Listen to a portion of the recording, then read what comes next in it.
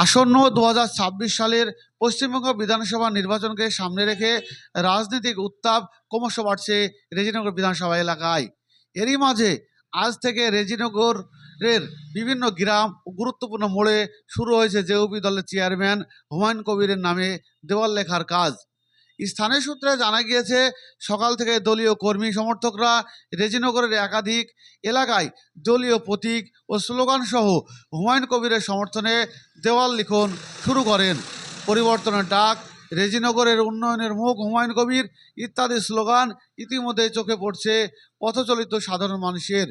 উল্লেখ্য, হুমায়ুন কবিরের বর্তমান জনতা উন্নয়ন পার্টি জেউপির চেয়ারম্যান হিসাবে রাজ্য রাজনীতিতে সক্রিয় ভূমিকা নিচ্ছেন। রাজনৈতিক মহলের মতে রেজিনগর কেন্দ্রকে ঘিরে এবার বিশেষ লড়াই হতে পারে। সেই পরিপ্রেক্ষিতেই আগাম প্রচারে ঝাঁপিয়ে জেউপি শিবির।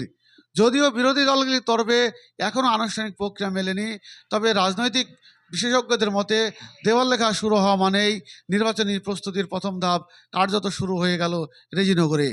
এদিকে সাধারণ ভোটারদের একাংশ বলছে, নির্বাচন যত এগিয়ে আসবে ততই প্রচারে বাড়বে জোর ও রাজনৈতিক তৎপরতা। এখন দেখার বিষয়, রেজিনগর বিধানসভা কেন্দ্রে আসন্ন নির্বাচনে কোন দল কতটা প্রভাব বিস্তার করতে পারে। রেজিনগরের নির্বাচনী আবহ ক্রমশ হচ্ছে গরম, এমনটাই মনে করছেন রাজনৈতিক মহল। রেজিনগর থেকে বাপি শেখের রিপোর্ট, নওদা টিভি 24।